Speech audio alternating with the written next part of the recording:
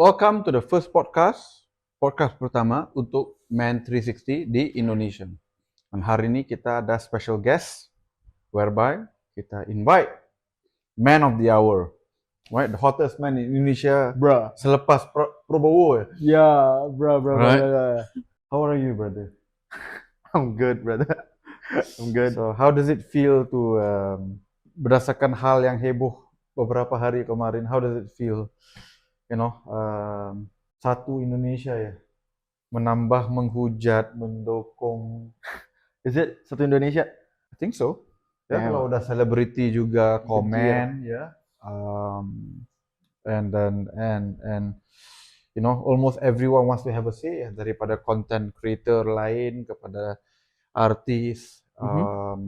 Mungkin ramai yang udah berdendam nggak suka sama yang itu.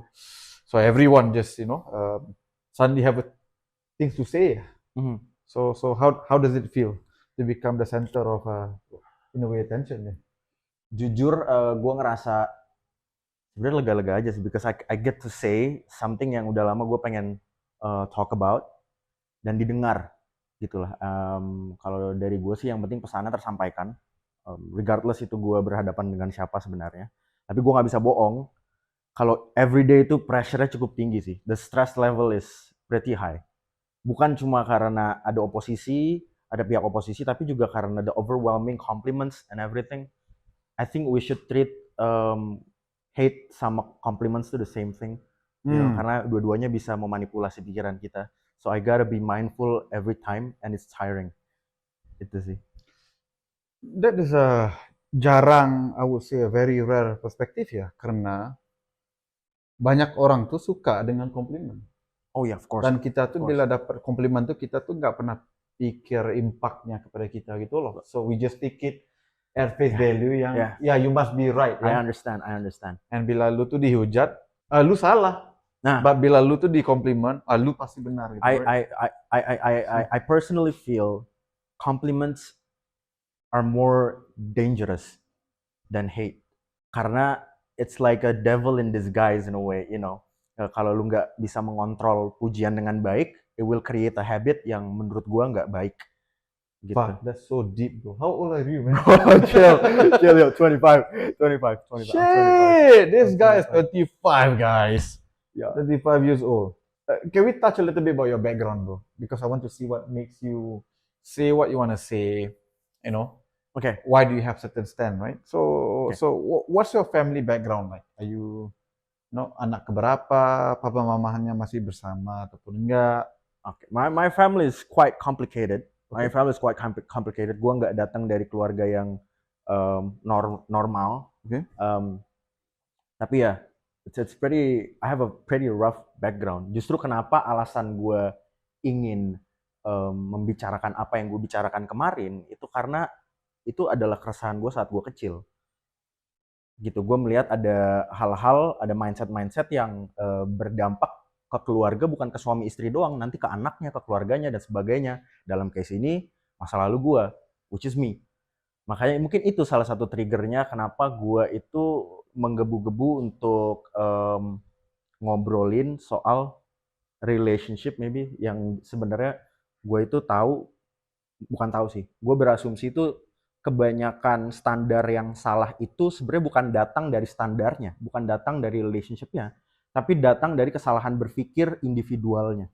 So itu kenapa approach gue lebih ke kecacatan berpikirnya, approach-nya kemarin lebih ke tindakan manipulasinya dan sebagainya, di mana ada seseorang ingin menciptakan sebuah standar yang didasari oleh kecacatan berpikir. Well, I have to say something about it. Karena kalau ada orang yang percaya, terus entar dia besar dengan standar itu, keluarganya berantakan, who's to blame? Wow. Yang dirasain ya keluarganya aja, anaknya aja broken home. Ya. Jadi kalau gitu kan, apa pendapat lu kalau orang tuh ngomong lu sebenarnya masih bawa trauma dalam perdebatan ini? You are bringing your own childhood trauma. Some statement ya, mereka tuh akan bisa ngomong, who hurt you, bro? Oh yeah, right? I So who hurt you, bro? So every time kalau kita tuh ngomong logika and whatever, right? And we're trying to justify a position, the standard statement I always get, especially from the opposite sex, Mhm. when they lost the argument is that who hurt you, bro? Yeah, Right? I understand. So can they bisa nggak orang tuh ngomong lu tuh sebenarnya Projecting my hurting. trauma. You are Uh-huh. projecting your Oke, trauma kepada reply-nya orang. oke, What do you say about that? oke. Menurut gue, Ya. manusia itu terbentuk pasti salah satu variabelnya dengan trauma-trauma yang mereka punya saat mereka kecil. Itu udah pasti. Justru disitulah fungsi logika dan teori. Di mana ada standar yang bisa diikuti, ada SOP-nya. Makanya kemarin gue berpendapat menggunakan logika dan statement dan teori gitu. Jadi kalau misalkan dibilang gue mau projecting, no, I'm quoting the experts on the matter. Dan pondasi gue dalam berargumen itu logika. So I don't bring my feelings gitu. Which suatu hal yang sebenarnya sangat jarang kita lihat, especially dalam argument online. Yeah. Right? Yeah.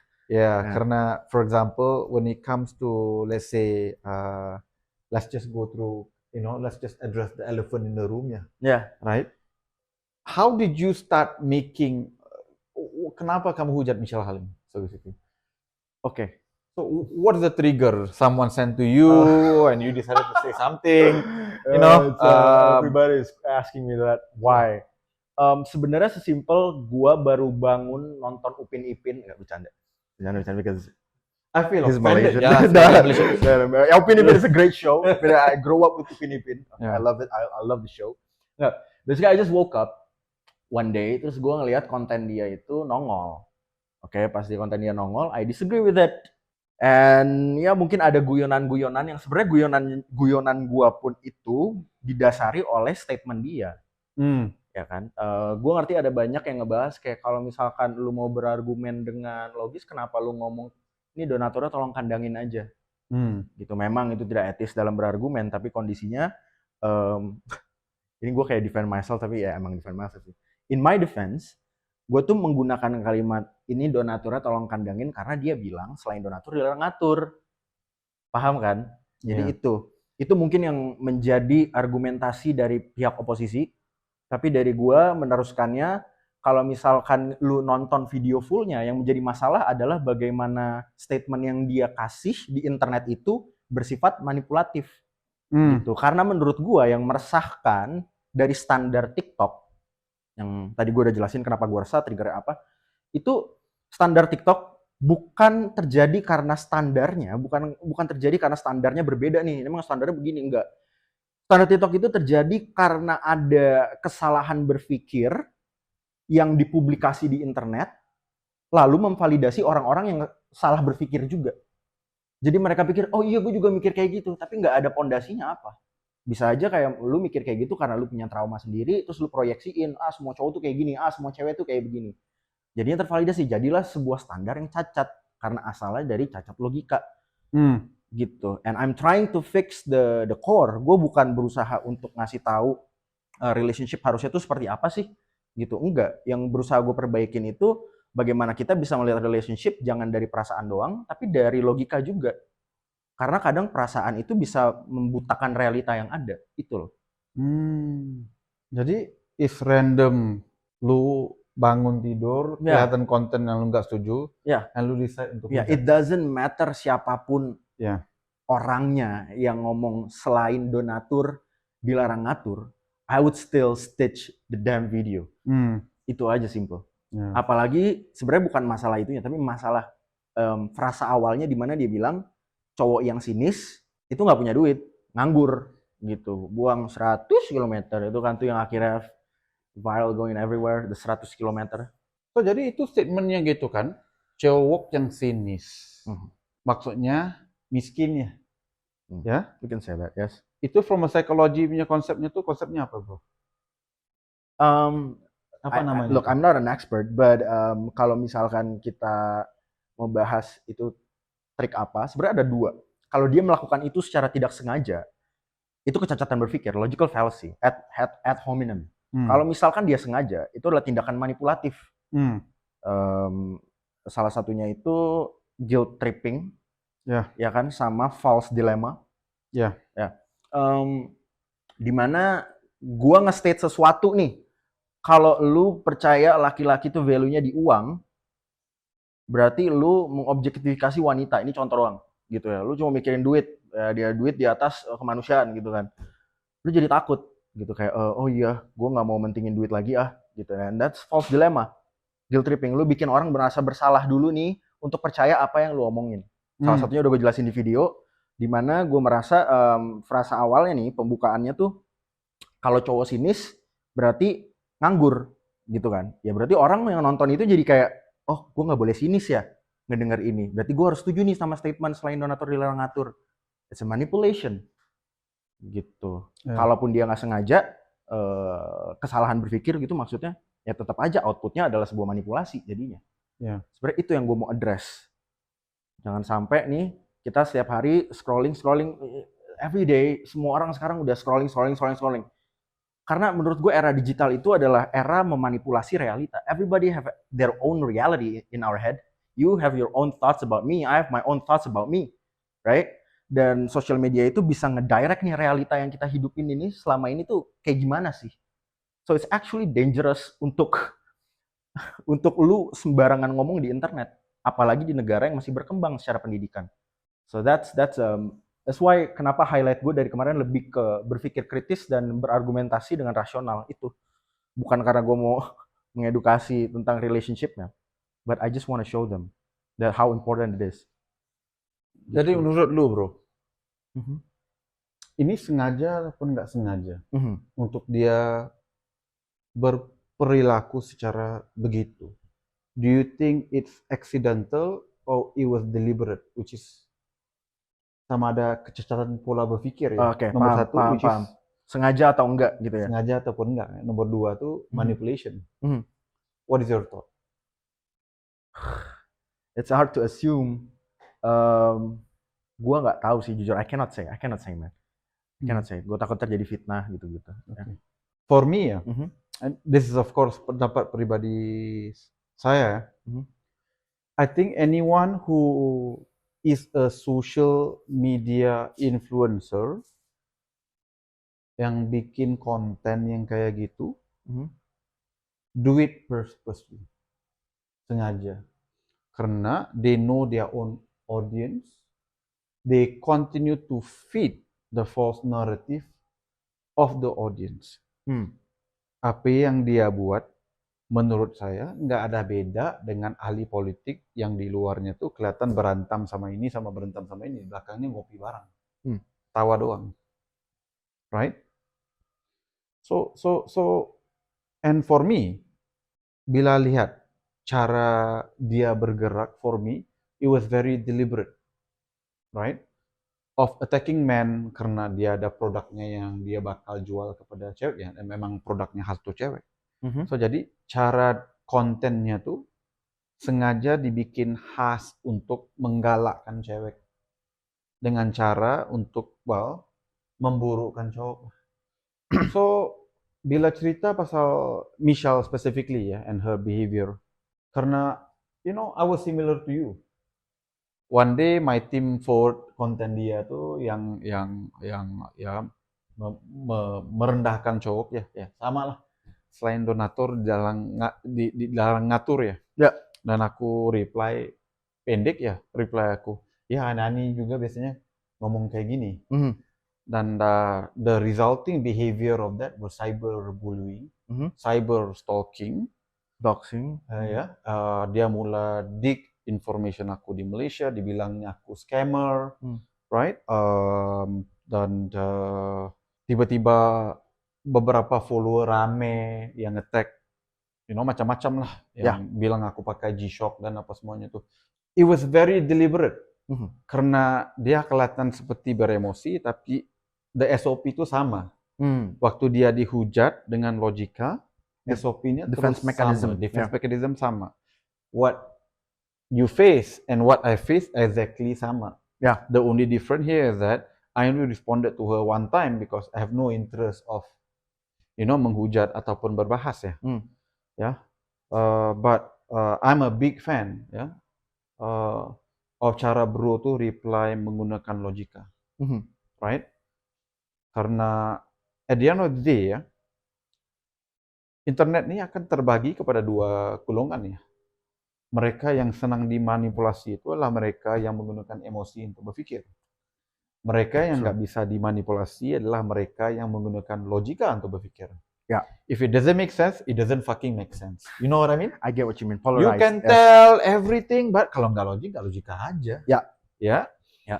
So, but pokoknya she knows her audience, which is female, dan saya bisa datang kepada conclusion yang female followernya, yang follow-nya dia mempunyai IQ bawah average negara, ya, karena otherwise, you know, they should be following you, Look, right? my take says ada banyak followers dia yang DM dan komen kalau mereka sempat salah berpikir and just they thank to me. Ya. And berarti kan tidak semua sebenarnya.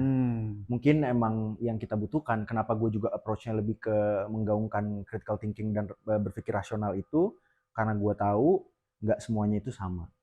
Gitu. Jadi mungkin yang mereka butuhkan hanya sebuah kesempatan untuk berpikir. Gitu. Sebuah kesempatan untuk di-educate. That's my take. Yeah. So jadi siapa yang kita follow di social media itu adalah cerminan kita sih. So our hero that we follow on social media, namanya juga follower ya. So typically we follow someone that we look up to. Ya. Bakal membentuk kita. Ya, jadi I agree with that. Karena begini, era digital itu adalah era memanipulasi realita. Nah, mungkin memanipulasi terlalu negatif. Era ya, manipulate sih sebenarnya. Era di mana kita bisa menciptakan realita kita sendiri yang akan dilihat orang. Oke? Jadi siapapun yang kita ikuti, kita membiarkan mereka menciptakan realita di hidup kita. Itu yang gue maksud ketika gue bilang we are what we follow. Ya. Gitu.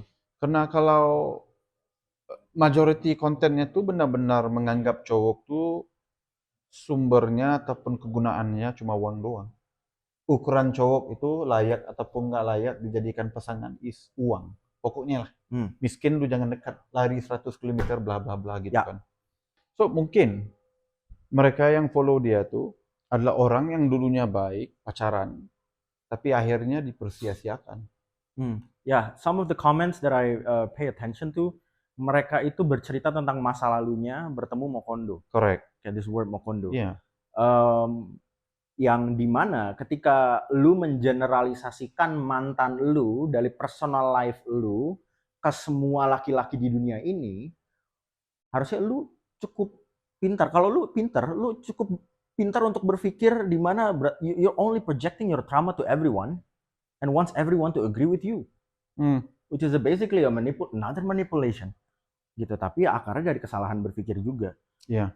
So it happens a lot. Ada banyak komen yang seperti itu. Mantan gue juga gini. Laki-laki lu hati-hati, orang kayak gue katanya itu cuma mau menormalisasi Mokondo. Defending Mokondo. Ya. Siapa aja nggak bersetuju pasti Mokondo. Iya. Ya.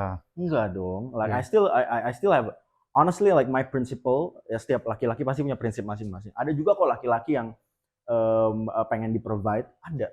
Surprisingly ada. Dan ada perempuan yang ingin memprovide buat laki-laki. Makanya mereka tetap bisa nikah ujung-ujungnya gitu kan. Karena ketemu tuh yang sama.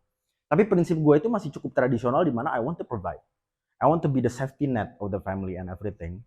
Jadi bukan berarti kalau gue nggak setuju dengan selain donatur dilarang ngatur, gue punya prinsip seperti, Mokondo dong. Masa jarak pikir Anda cuma segini? Masa nih? Ya kan? Paham kan? I just disagree with the statement, that's all. Ya.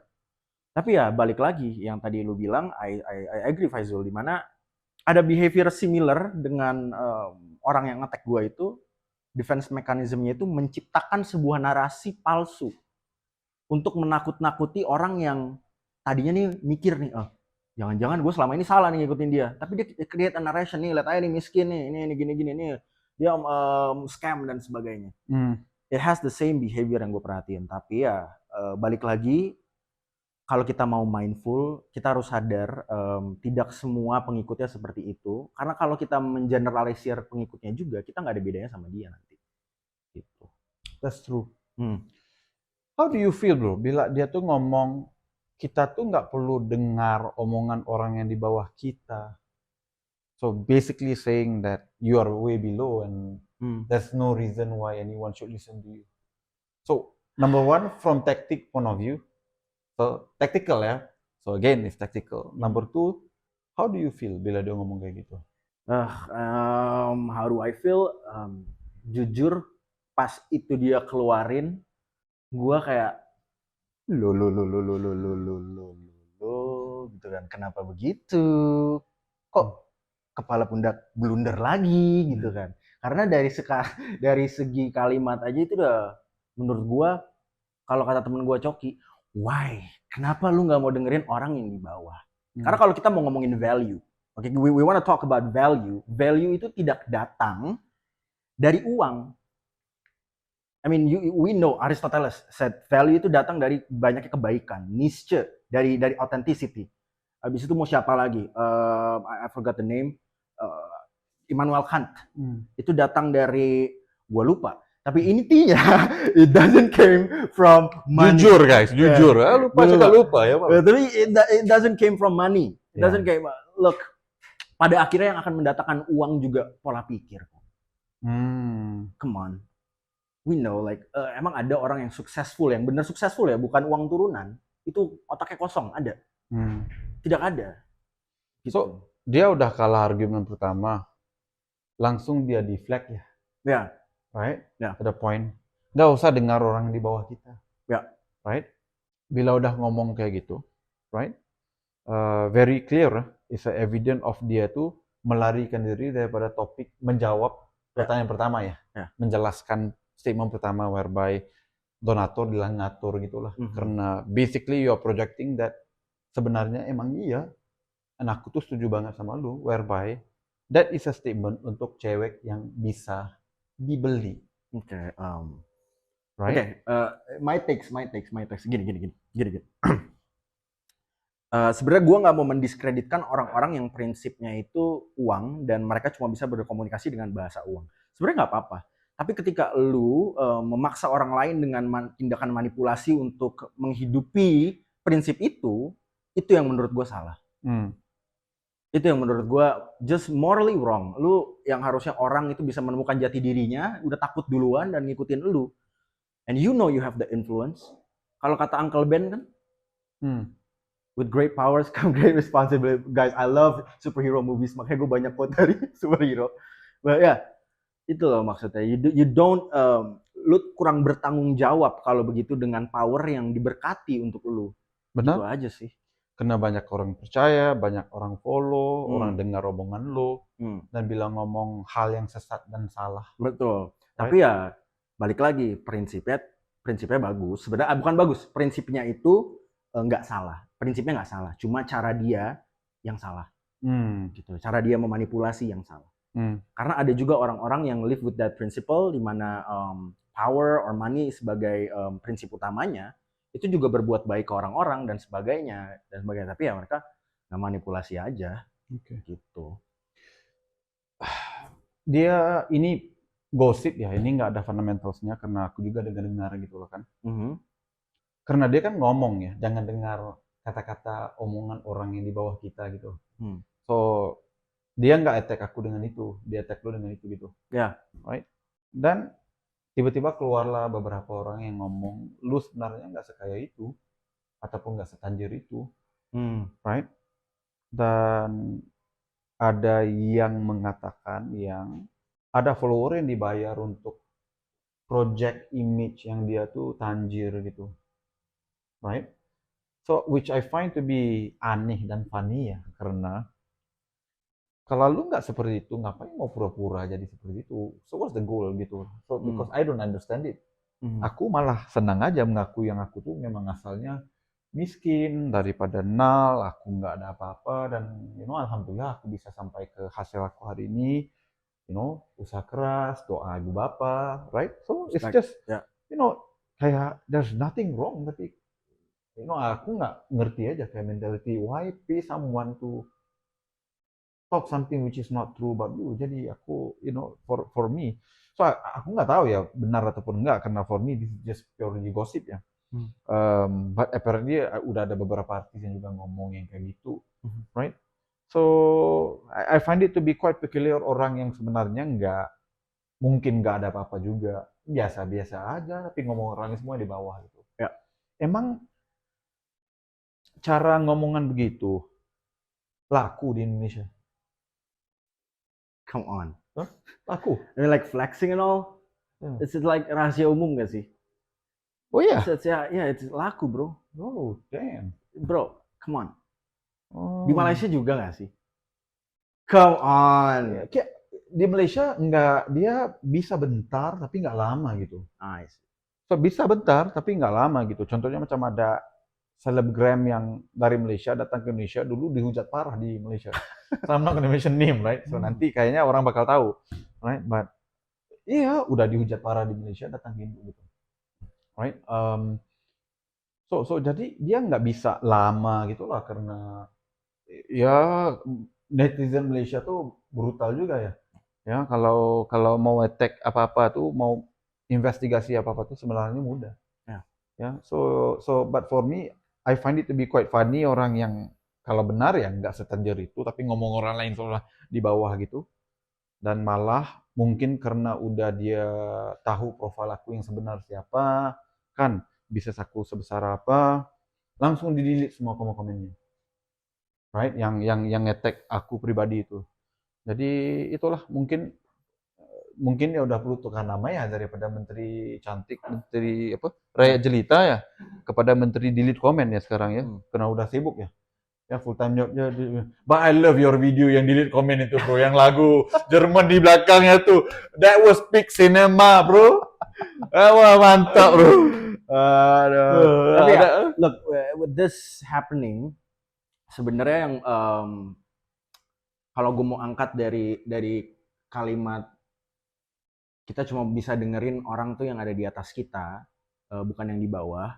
Jujur aja, sebenarnya ada layer kebenarannya ketika konteksnya berbeda. Ketika konteksnya itu mungkin mentor, ketika konteksnya guru, ketika konteksnya itu emang kita sedang ingin belajar dan sebagainya. Tapi kalau kritik itu bukan tentang siapa yang ngomong, tapi isinya apa.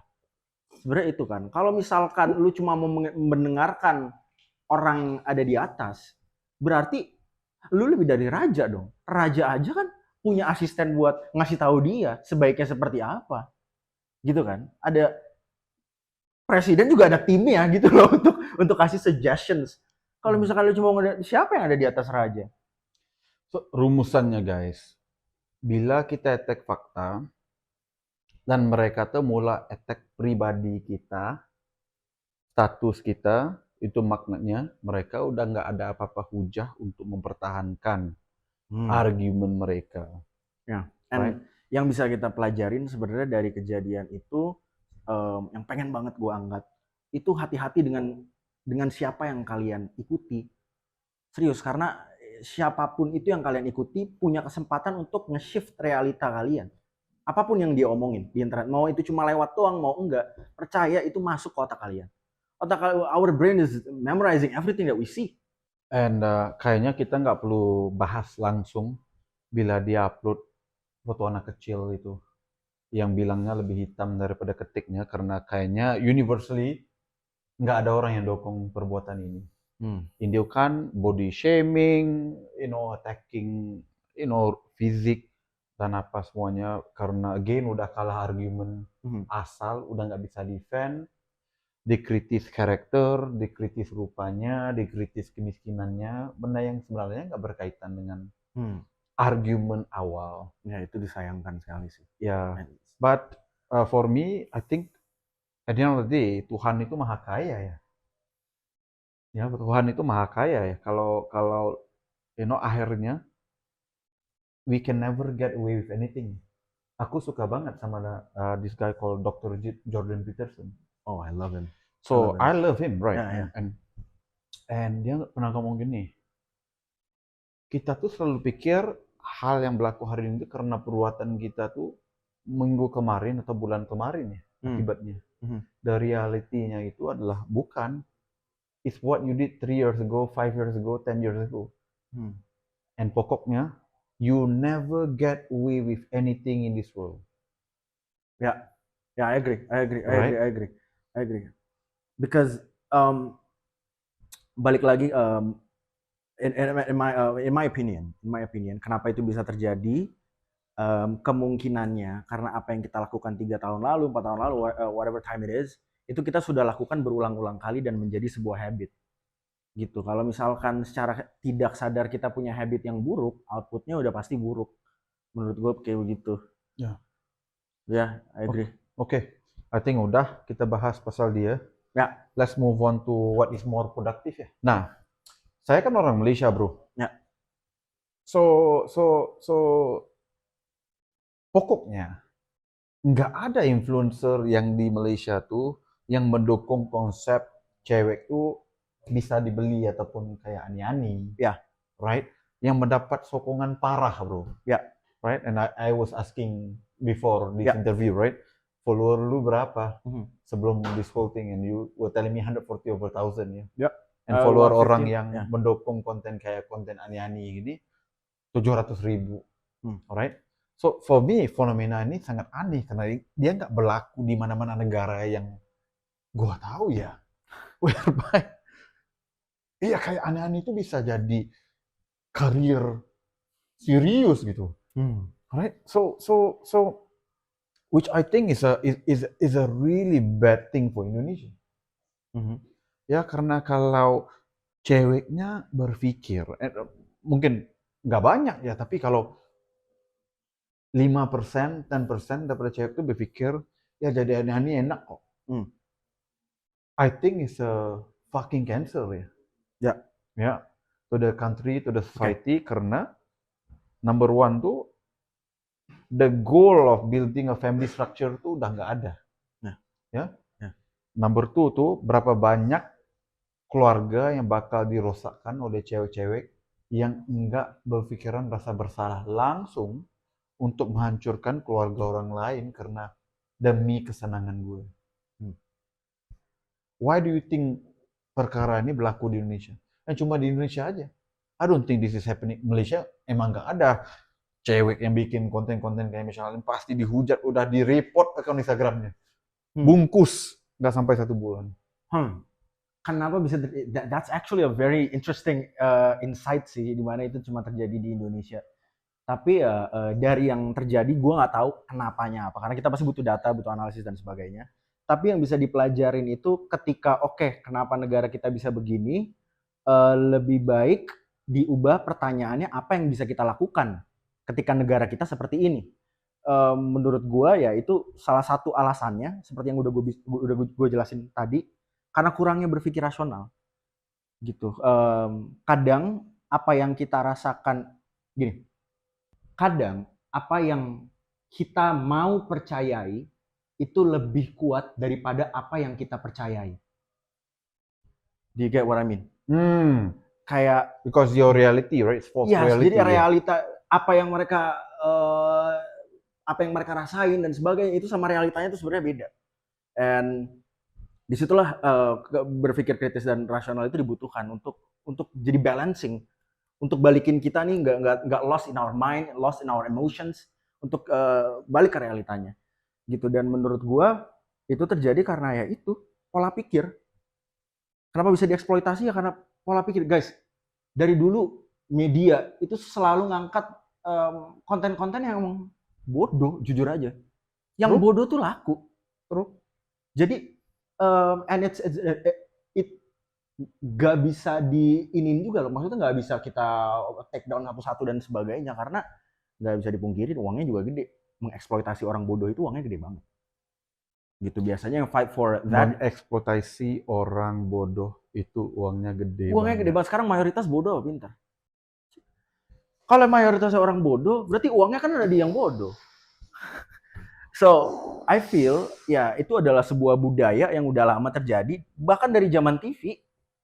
Dari zaman TV sampai sekarang mengeksploitasi orang bodoh adalah sebuah budaya yang menghasilkan uang. Itu kenapa tren cacat logika ini tuh, kenapa cacat logika bisa dinormalisasi di Indonesia tapi enggak di luar negeri? Ya karena itu sudah terlalu lama budayanya memanipulasi orang-orang bodoh. belum ada yang wanna speak out about it. Ada lah, tapi ya paling diserang sama orang-orang bodohnya, terus kena mental, itu nggak jadi deh.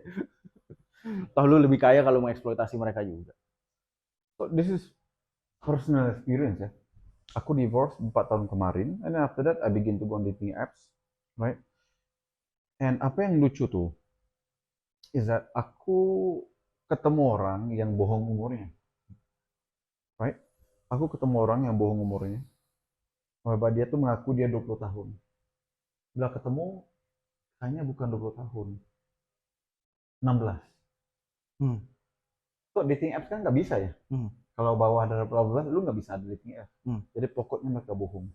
Oh, aku tanya, aku kayaknya udah cukup pas untuk jadi papa lo. Ngapain lu match sama orang seperti aku? Right?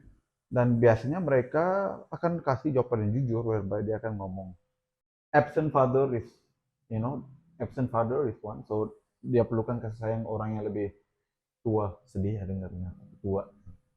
Right? Nomor satu. Nomor dua tuh, mereka, aku tuh kelihatannya nggak miskin. Jadi lebih, kalau pokoknya gini, mentalitinya adalah daripada aku dipakai secara percuma oleh orang yang sama seumuran seperti aku, tapi nggak bisa nikahin, nggak masih ngasih apa-apa, mending aku tuh pacaran sama yang lebih tua yang bisa kasih aku segala macam. Yo, that is Right? so So, fucked. this number 2 category is the primary reason. And I did a lot of experiment ya when it comes to this. Aku malah ngomong lagi, aku kayaknya aku nggak percaya cewek, jadi aku pasti nikahnya lebih dari satu. Oke, I have something to say. Gini deh, jujur ya, sebenarnya tentang ani-ani. Oke, gue tidak mau menjatuhkan orang-orang yang pekerjaannya itu, bukan karena gue setuju. Gue cuma nggak setuju ketika seorang ani-ani mempromosikan mentalitas ani-ani ke orang-orang. Itu satu, dengan manipulasi apalagi. I'm not saying she is an ani-ani, no, not at all. I don't hate her.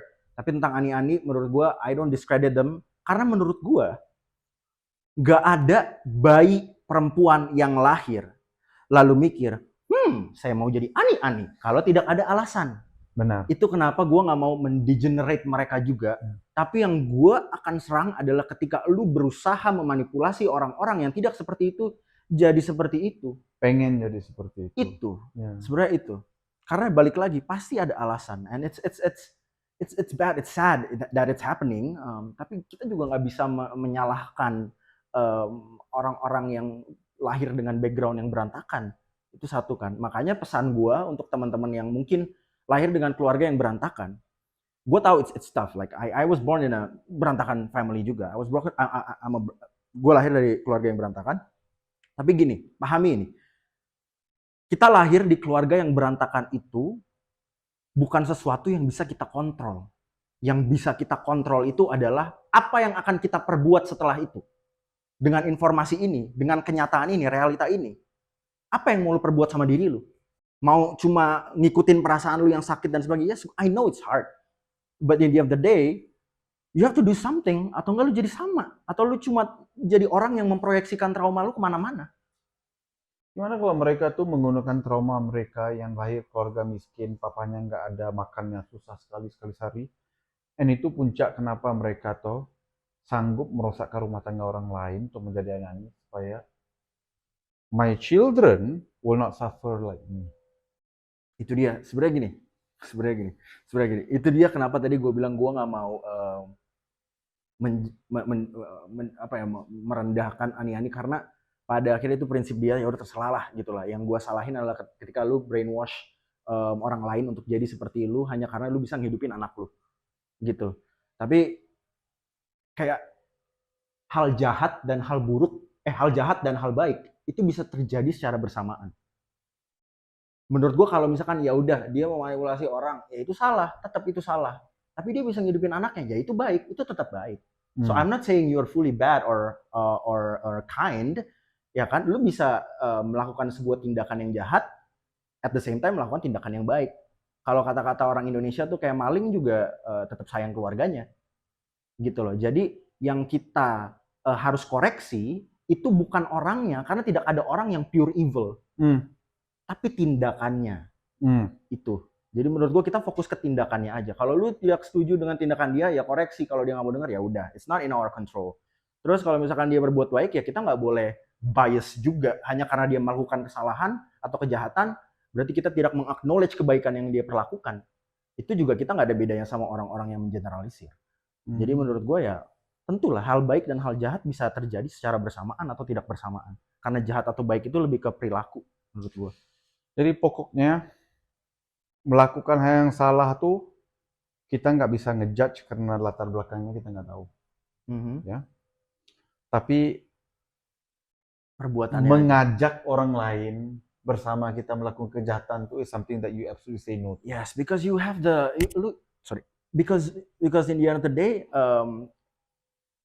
I kind of like I like stoicism, di mana nggak semua hal di dunia ini bisa kita kontrol. Yeah. That's how life is. Ya, itu tuh how life works tuh seperti itu. Nggak semua hal itu in our control. Bahkan kayak lu mau bikin dia ketawa, mau bikin dia happy dan sebagainya, itu juga bukan dalam kontrol lu. Pada akhirnya kebahagiaan orang itu dari dirinya sendiri gitu. Nggak semua hal bisa kita kontrol. Yang bisa kita kontrol itu diri kita. Balik lagi tadi, kalau misalkan ada latar belakang yang kurang, ada latar belakang yang nge-disadvantage lu, apakah lu akan cuma nangis dan melakukan kejahatan karena lu merasa dunia ini tidak adil, atau you wanna do something about your life so it doesn't happen again. Begitu. Jadi kalau misalkan outputnya lu mengajak orang untuk melakukan sesuatu yang degenerating women, atau lu memanipulasi mereka untuk melakukan sesuatu yang jahat, itu kan pilihan lu. Dan ketika lu dikoreksi, terimalah. Begitu. Kenapa denial? I think bahas ini very interesting ya, karena the idea of whereby kita semua ada trauma ya, aku ada trauma, lu ada trauma, semua orang juga ada trauma. Dan persoalannya tuh kita tuh how do we see the world daripada trauma kita tuh akan membedakan tindakan yang bakal kita buat. Oke. So far make sense? Paham. Ya.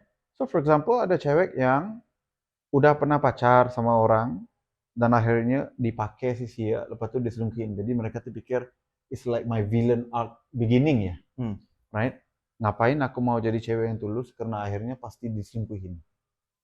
Kan ini kan juga argumen cewek-cewek yang di internet tuh yang bilang nggak usah temanin cowok daripada nol karena mereka tahu udah berjaya, kita tuh pasti ditinggalkan. Ya.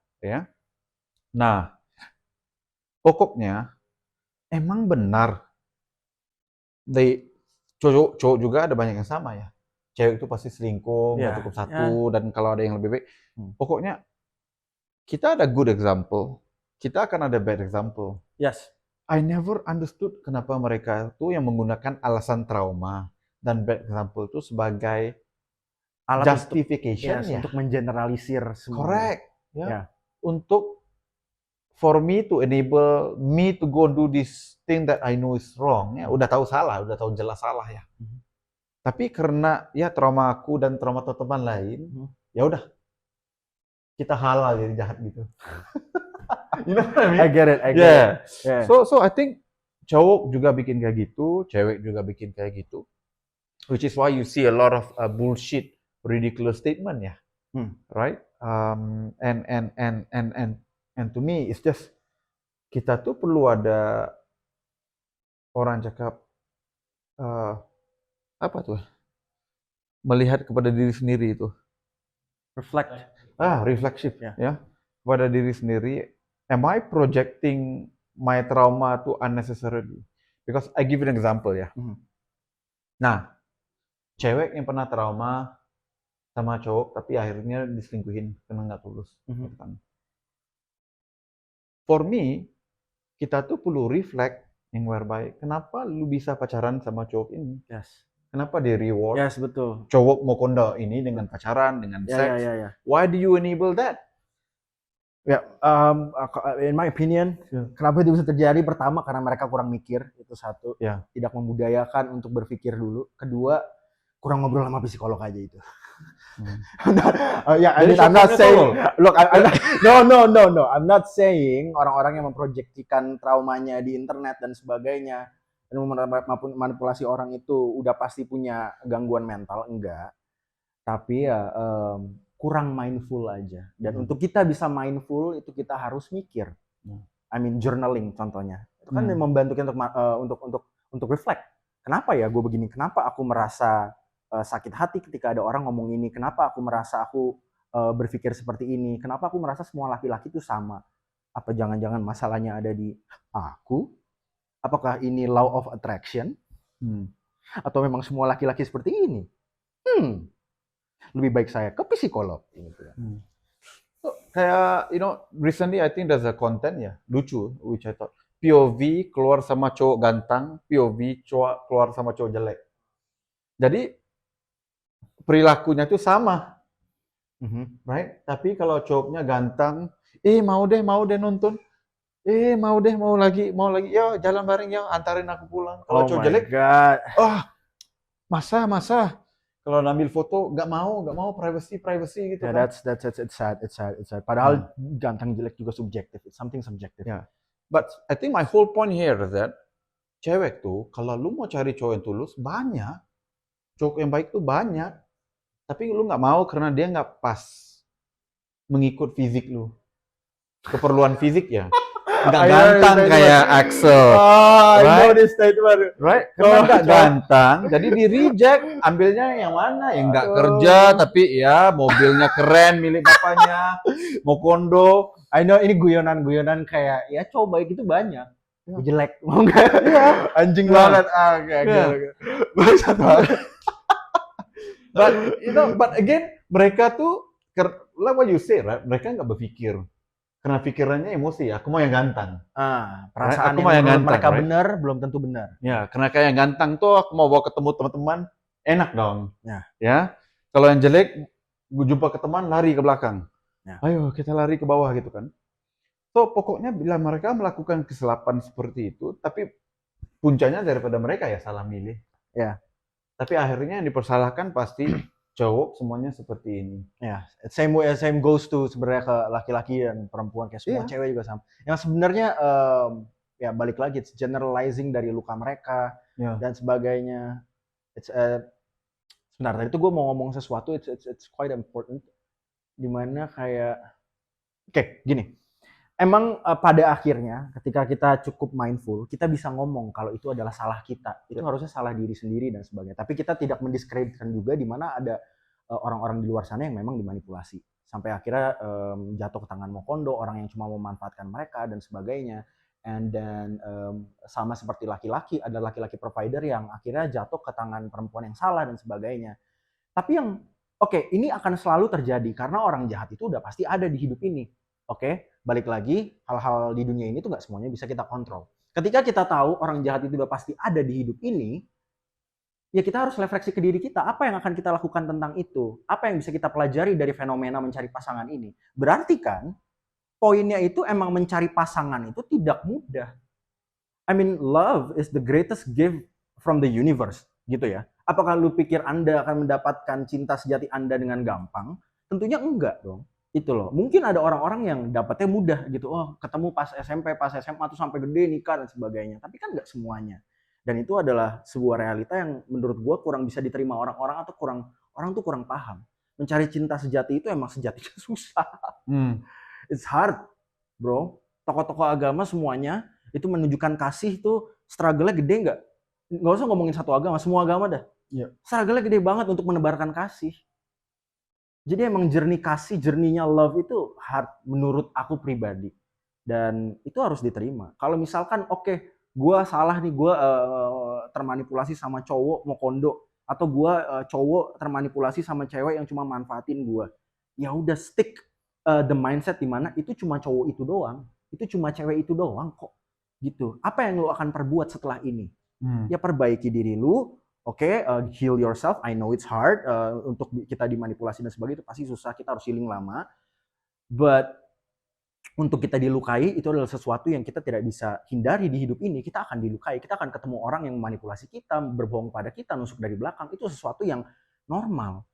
And what are you gonna do about it? Are you gonna project your pain ke semua orang dan mengeksploitasi rasa sakit orang-orang ini dan membodohi mereka untuk melakukan sesuatu yang jahat, atau you grow from it? Sebenarnya 100%. 100%. Ya. Coba Am I kata yep a lot? patahnya, Gue ngomong wet banget ya. well, that's the whole point. Oh ya, Nah, bener juga ya. ya. Emang kayaknya gue bukan laki ya, kalau katanya kan singkat padat jelas kalau laki kan. Hmm. Kalau misalkan semua laki-laki singkat padat jelas, tidak ada podcast. Gimana sih? Podcast tidak laku. Ya ampun. Kalau ngomongnya cuma oke. Iya, benar. pidato isinya Setuju. cuma pidato negara tuh isinya cuma kayak ya, udah selesai. Oke. Ini laki banget. Gitu lah. I think ada statement yang aku pernah dengar. If you don't heal, Mhm. you will always carry your trauma in your next relationship.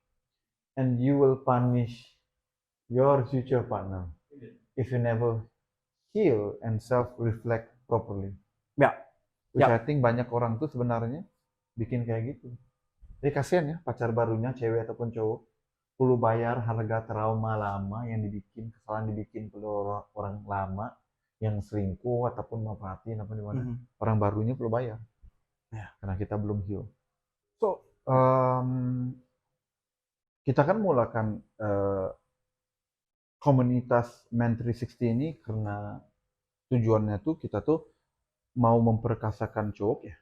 Oke. Right? So the goal is that membuatkan cowok tuh lebih pintar, lebih jelas role-nya supaya mereka tuh nggak akan confused dengan apa yang mereka perlu buat. Karena ya macam yang bro ngomong tadi kan, ada cowok yang mempunyai non-provider mindset dan ada cowok yang ada provider mindset gitu.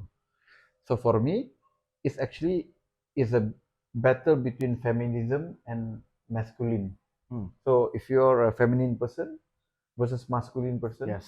Nggak ngeliat gender ya sebenarnya kan, feminine and masculine. so Agree. cowok tuh kelihatan luarnya gede, Ya. man, tapi Ya. sebenarnya mungkin mempunyai feminine mindset. Ya. Jadi dia ngambak. Ya. Dikit-dikit, I love stoicism by the way. Uh-huh. Dia tuh buat hal apa-apa aja mengikut emosinya waktu itu. Aku nggak ada mood mau kerja. So jadi cowok ataupun cewek tuh kalau you know mempunyai perilaku feminin yang salah ya, mereka tuh akan bisa berperilaku kayak gitu. So goals kita tuh mudah aja, kita tuh mau kasih prinsipal shortcut kepada cowok supaya mereka tuh bisa jadi lebih bagus, lebih pintar, mereka fokus kepada hal yang jelas. Karena let's be real ya, cewek dilahirkan dengan bakat semula jadi of emotional awareness plus emotional manipulation. So that's in my point of view ya. Dan kalau cowok tuh, kita tuh dikurniakan dengan tenaga ya. Kita lebih kuat, kita lebih strong gitu. Physically. So kalau kita tuh nggak puas hati, kita berantem aja ya. Aku tumbuk lu tumbuk aku. Udah selesai. The primitive Bro minta way. maaf. Yeah. Ya udah. Ya udah. Kita bisa minum bareng lagi ya. Yeah. Kalau cewek tuh gamenya mereka nggak akan gunakan kasaran kayak gitu. So what do? They do slandering. They destroy reputation. They get people to gang up against the other person, right? So karena mereka nggak ada kudrat untuk berantem kayak cowok ya. So the way they go against people they don't like is very different ya compared to cewek. So my daughter for example, umurnya baru 9-10 tahun, udah pintar dia mau manipulasi papanya dengan mamanya. So it's something that they are born with. So for me ya, and having been to a marriage, divorce, dated, break up, had a female business partner, right? And today no more, right? For me, the script itu, bila mereka udah nggak suka tuh, SOP-nya tuh sama, right? So for example, macam kejadian bro dengan yang Michelle kan, dia ada argumennya, kita ada argumen kita. Bila dia udah kalah argumennya, dia bukan main lagi argumen psikologi ataupun prinsipal baru untuk ujah ya. Ya. They go to what? They go to personal attack, right? They go to deflecting, right? And perkara seperti ini, I think is hal yang selalu dilakukan oleh cewek toxic. So banyak cewek yang datang daripada healthy family nggak buat kayak gitu, tapi ada beberapa yang toxic. And for me, to be honest, kita sebagai cowok tuh sebenarnya tolol. We never realize it. We go to war because of the woman that we love. literally, Ya. right? Literally, right? And if you lihat kejatuhan banyak lelaki-laki in power, cowok in power, kenapa? Women. Normally karena women, right? Ya. Perdana Menteri Malaysia, Najib Razak, wife-nya behind the scene, jatuhnya karena dia. So coming back to this, I think teknik manipulasi cewek itu biasanya halus. Dan goals kita tuh bukan karena kita benci cewek ya. You know, I love women, I have 2 daughters, I have mother to look after, I have 2 sisters. I love women, right? My team knows it very well, right? And I have aspiration to nikah lebih daripada satu. So I cannot be a woman hater if I want to do that, right? Mhm. And I believe that my job as a man is to provide and protect the woman in my family so that they have an easy life. I can handle the burden. But if cowok tuh nggak siap dengan percobaan manipulasi, cowok tuh bisa jatuh. Right? Nah, sebagai contoh ya, banyak cewek yang menggunakan alasan kenapa dia selingkuh karena cowoknya nggak kasih perhatian. Right? Malah didukung oleh teman-temannya. Right? Mereka tuh selingkuh karena cowoknya selalu sibuk nggak kasih perhatian. Walhal cowoknya kerja 2-3 kerja tuh karena niatnya mau nikah 2-3 tahun lagi mau ngumpul uang ya, financial responsibility di tangan cowoknya. Right? So menurut bro, berdasarkan pengalaman berantem ya sama selebgram cewek, what do you think teknik manipulasi cewek yang biasanya dipergunakan? So I love what you said. You know, kita nampak deflection ya. Ya, kita nampak manipulation. Ya, kita nampak apa lagi yang dikeluarkan waktu itu? Group attack ya. Ya. Bukan seorang doang ya yang ngetek lu, benar nggak? So, mereka akan panggil konco-konconya itu untuk ngetek. Ya. So what else do you think teknik manipulasi cewek yang banyak dipakai oleh cewek toksik ya, bukan semua, cewek toksik. Yang sebagai cowok, we have to understand hal ini sedang berlaku kepada kita so that you can defend it. Okay. Paham. Look, first of all, I want to address that yang kita omongin ini adalah teknik manipulasi yang biasa dilakukan ke laki-laki. Oke, bukan berarti semua perempuan itu manipulatif, tidak.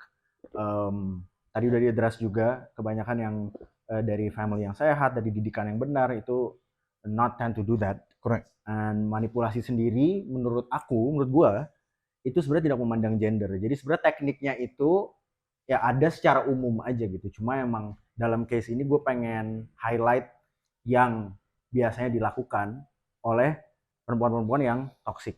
Bukan semua. Karena balik lagi, walaupun ada group attack, lebih banyak justru cewek-cewek yang ngedukung gue secara logis.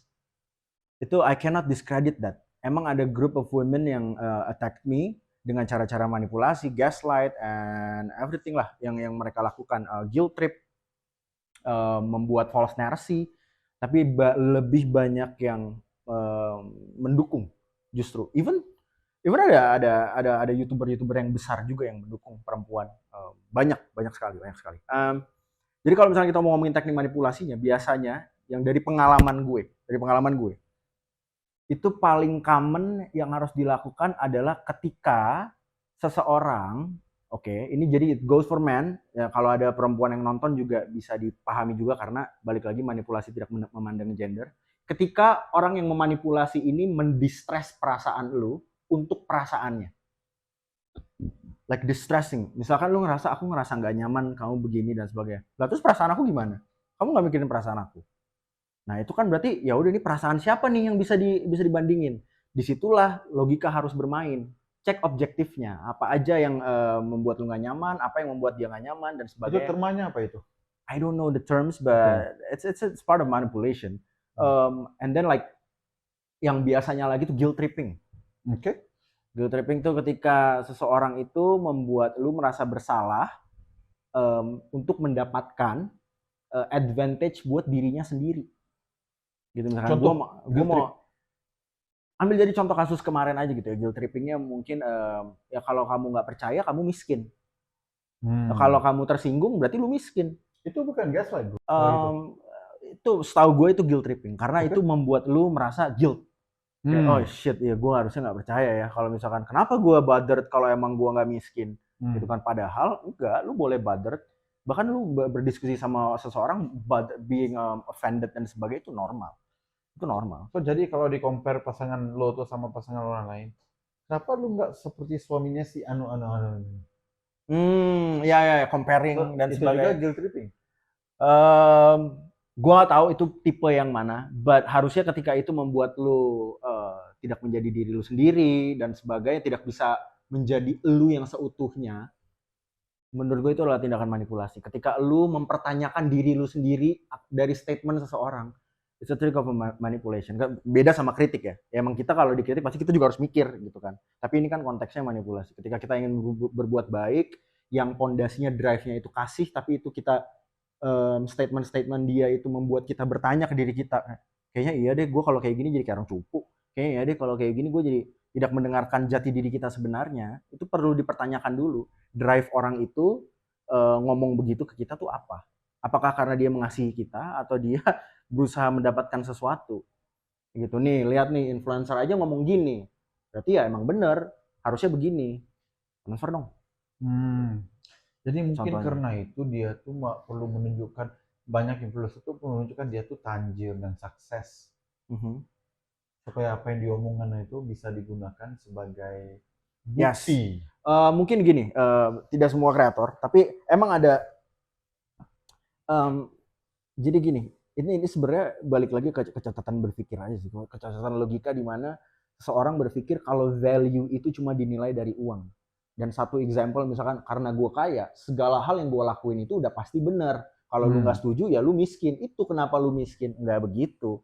Hanya karena seseorang punya uang bukan berarti dia Tuhan. Kalau kayak gitu you're playing God namanya. That's how I feel. Hmm. Gimana ceritanya Itu satu statement itu materi. kayak siapa tuh yang kripto tuh? Hah? Oh, ya Timothy ya. Ya. Lu miskin, Bos. Lu miskin.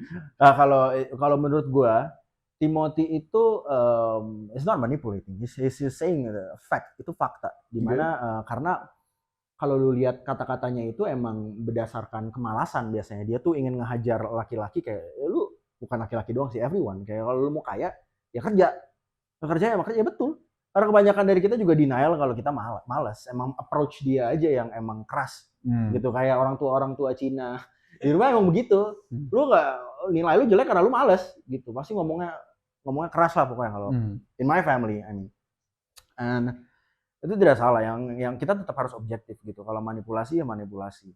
And yeah, I think ya, So you got guilt tripping, guilt tripping, you got distressing feelings, distressing suppressing feelings, others feelings. suppressing other feelings. Terus merasa spesial. Merasa spesial tuh kayak bukan merasa spesial. Merasa spesial itu bagus, tapi merasa dirinya harus memiliki special treatment dimanapun.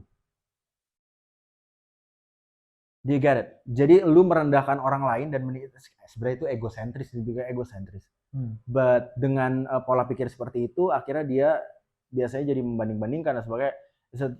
It's one of the traits yang gue baca dari salah satu contoh-contoh sifat narcissistic personality disorder. NPD ya. Ya, BD itu salah satunya yang sering, yang bukan sering, yang beberapa kali gue alamin di kehidupan nyata itu memiliki sifat seperti itu. Contohnya, lu lagi fokus kerja, gitu ya. Misalkan lu lagi fokus kerja, terus pasangan lu itu ngerasa kayak, ayo dong kita call dan sebagainya. Aku nggak nyaman kalau aku nggak tahu kamu lagi ngapain. Aku udah kasih tahu nih aku lagi kerja dan sebagainya. Ya kalau misalkan emang kenapa sih kalau sambil call dan sebagainya. Jadi dia mensuppress, ngedistress gitu kepentingan yang penting karena gue harus kerja untuk ntar nafkain lu dan sebagainya. So it's kind of like at any time lu butuh special treatment, lu mensuppress kebutuhan orang lain, kepentingan orang lain buat kepentingan lu. I feel like itu sering terjadi tanpa kita sadari. Hmm. Dan ya mulailah teknik-teknik kayak ya, lihat aja sih itu bisa kok dia kerja sambil video callan. Ya, Ya tapi kan setiap tidak semua kali orang seperti itu gitu. benar. Ada orang yang nggak bisa multitasking dan sebagainya. Ya pada akhirnya harus kompromisasi antara dua individu itu sih. Makanya emang spektrum hubungan tuh sebenarnya luas sih, luas banget. Nggak bisa digeneralisir sama sekali.